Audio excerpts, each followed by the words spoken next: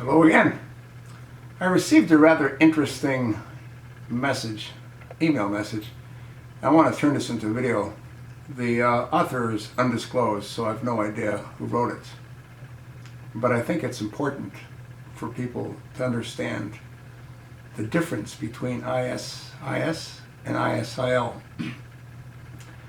It's a sinister difference, and there's a reason that Obama always refers to ISIS as ISIL, along with all of the clowns that follow his marching orders. It does make a difference, the sinister difference between ISIS and ISIL. Here is an explanation of the difference between the terms ISIS and ISIL. I have been suspicious of the term ISIL, to which the administration stubbornly clings. ISIS equals Islamic State of Iraq in Syria. Iraq is to the east of Jordan, shaped like the hatchet, and Syria is to the north. ISIL equals Islamic State of Iraq and the Levant. Iraq is still to the east of Jordan, and the Levant is a term that comes from the rising of the sun, i.e. to the east, and is basically the land along the Mediterranean that includes Lebanon, Israel, and those countries along there. By saying ISIL, you negate Israel as its own country and lump it in with the rest of the countries along the Mediterranean. And Israel sort of disappears, loses its sovereignty, and becomes part of the quote-unquote Levant, which is therefore part of ISIL. If you've wondered, as I have, why all government agencies, and especially Barack Hussein Obama, calls it ISIL, and even spells it out every time it's used, instead of ISIS, as the rest of the world, here's the answer. Decoding Obama's speech reveals some startling revelations.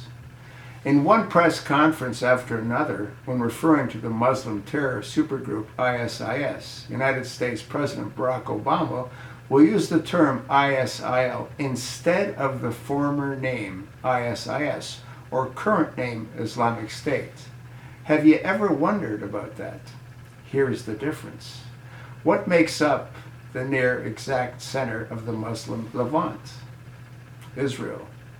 ISIL stands for the Islamic State of Iraq and Levant.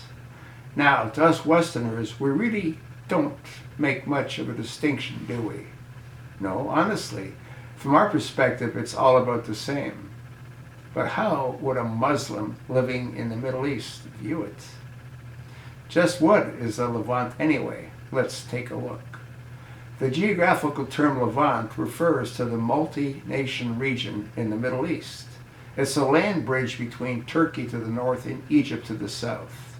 If you took a map, however, in the near exact middle of the nation that comprises the Levant, guess what you see? Come on, guess. It's Israel. When Barack Obama refers over and over to the Islamic State as ISIL, he is sending a message to Muslims all over the Middle East that he personally does not recognize Israel as a sovereign nation, but as territory belonging to the Islamic State. Now you know why Obama says that he has no plan, no goal, and no stated aim for dealing with ISIS. But he does have a plan, and it's really nasty, diabolical one. Obama's plan is to drag his feet for as long as he can, doing only the bare minimum that Congress forces him to do. His plan to buy ISIL as much time as possible to make as many gains as they can. Listen as Obama and his press secretary and the spokesperson for the State Department and his Joint Chiefs of Staff painlessly spell out the letters ISIL, so there is no doubt in your mind, and it's working.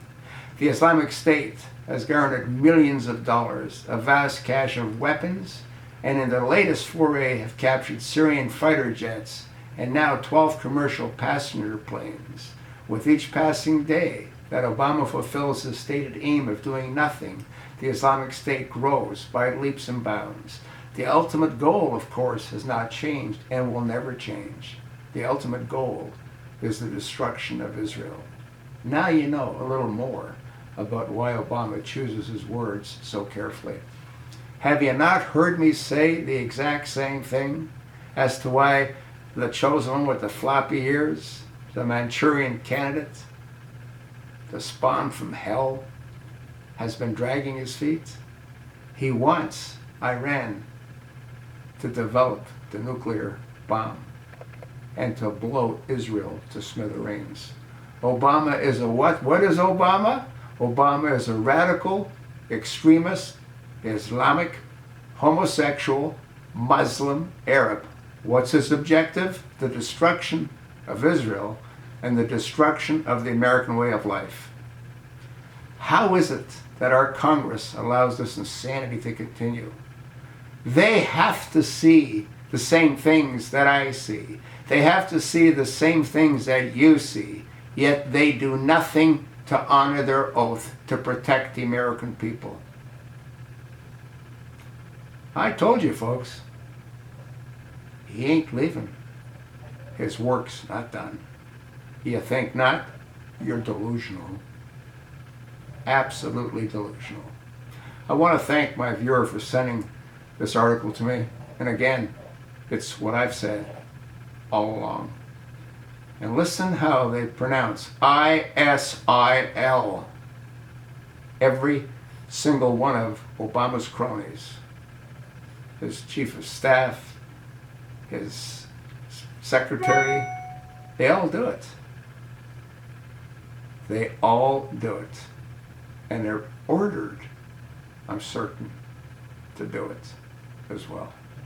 Now you know, more than you knew before. If you like this, pass it along. If you don't like it, do us both a favor. Find another channel to haunt.